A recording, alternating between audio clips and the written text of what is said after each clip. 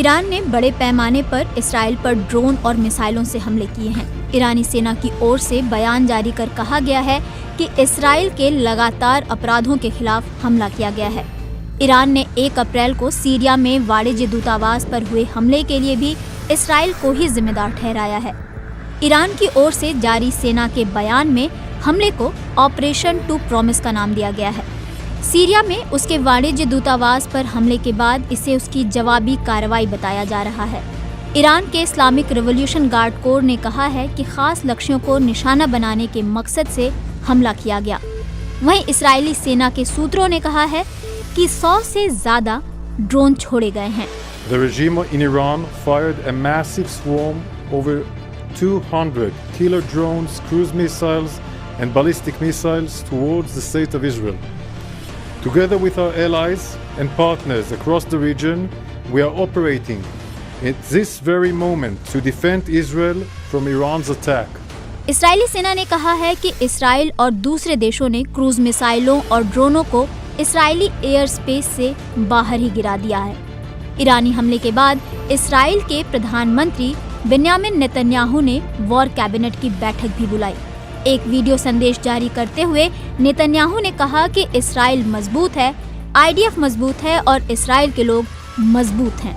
אזרחי ישראל, בשנים האחרונות וביתר שאת בשבועות האחרונים, ישראל נערכת לאפשרות של תקיפה ישירה מאיראן. इस बीच नेतन्याहू ने अमेरिकी राष्ट्रपति जो बाइडेन से भी बात की है। अमेरिकी राष्ट्रपति पहले ही ईरान के खिलाफ इसराइल का साथ देने की बात कह चुके हैं। We are devoted to the defense of Israel. We will support Israel. We will help defend Israel, and Iran will not succeed. दोनों प्रमुख विरोधी देशों के बीच सालों से छद्म युद्ध चल रहा है, लेकिन ये पहली बार है जब दोनों देश आमने सामने की लड़ाई लड़ रहे हैं। इस्राएली डिफेंस फोर्सेस का कहना है कि जहां भी जरूरत है वहां उन खतरों को रोका जा रहा है। हमले के बाद इसराइल में सायरन की आवाजें सुनाई दे रही हैं और यरूशलेम में भारी धमाके की आवाज सुनने को मिल रही है। इसराइल डिफेंस फोर्सेस के प्रवक्ता रियर एडमिरल डेनियल हगारी ने कहा है कि अपने सहयोगियों और साझेदारों के साथ हम इस्राएली राष्ट्र और उसकी जनता की रक्षा करने के लिए पूरी तरह से लगे हुए हैं। 1 अप्रैल को सीरिया में वाणिज्य दूतावास पर हमले के बाद ईरान ने बदला लेने की बात कही थी। इस हमले में एक टॉप कमांडर समेत 7 अन्य सैन्य अफसरों की मौत हुई थी। ईरान ने हमले के लिए इसराइल को जिम्मेदार ठहराया था। वहीं इसराइल ने इस हमले की न तो पुष्टि की थी और न ही इसे खारिज किया था। इस हफ्ते की शुरुआत में इसराइल के रक्षा और विदेश मंत्रियों ने चेतावनी दी थी कि अगर ईरान ने इसराइल पर हमला किया तो वो ईरान के अंदर जवाबी हमला करेगा।